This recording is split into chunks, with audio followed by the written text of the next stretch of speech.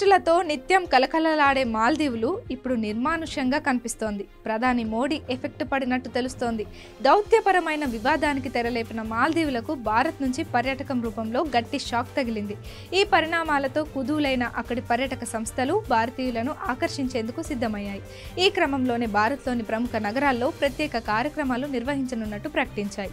ఇరు దేశాల మధ్య ప్రయాణ పర్యాటక సహకారాన్ని పెంపొందించడంపై మాల్దీవులు association of travel agents and tour operators ప్రతినిధులు మాలేలో భారత హైకమిషనర్తో చర్చలు జరిపారు. మాల్దీవులకు పర్యాటకంగా భారత్ ఇప్పటికీ కీలకమైన మార్కెట్. టూరిజమే వాళ్లకు ప్రధాన ఆదాయ మార్గం. ఇప్పుడు ఆ మార్గం లేకపోవడంతో ఏం చేయాలో అర్థం కావడం లేదు. మొన్నటి వరకు ప్రగల్భాలు పలికిన వాళ్ళంతా ఇప్పుడు ఒక్క మెట్టు దిగి వస్తున్నారు.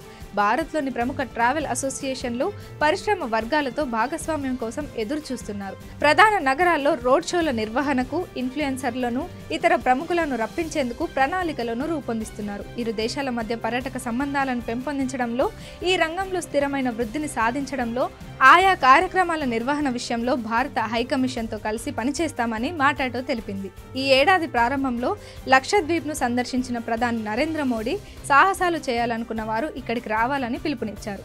దీనిపై మాల్దీవుల మంత్రులు అక్కసు వెళ్లగక్కారు. ఇది ఇరు దేశాల మధ్య దౌత్యపరమైన సంబంధాలను దెబ్బతీసే స్థాయికి చేరింది. అనేక మంది భారతీయులు ఆ దేశ టూర్ ప్లాన్లను విరమించుకున్నారు. దీంతో పర్యాటకుల రాక తగ్గడంతో ఏం చేయాలో అర్థం కావడం లేదు. ఏటా టూరిజంలో ఫస్ట్ ప్లేస్లో ఉండే మాల్దీవులు ఇప్పుడు 6వ స్థానానికి పడిపోయింది. ఇదే కంటిన్యూ అయితే ఈ ర్యాంకు మరింత పెరిగే అవకాశం ఉందంటున్నారు అధికారులు.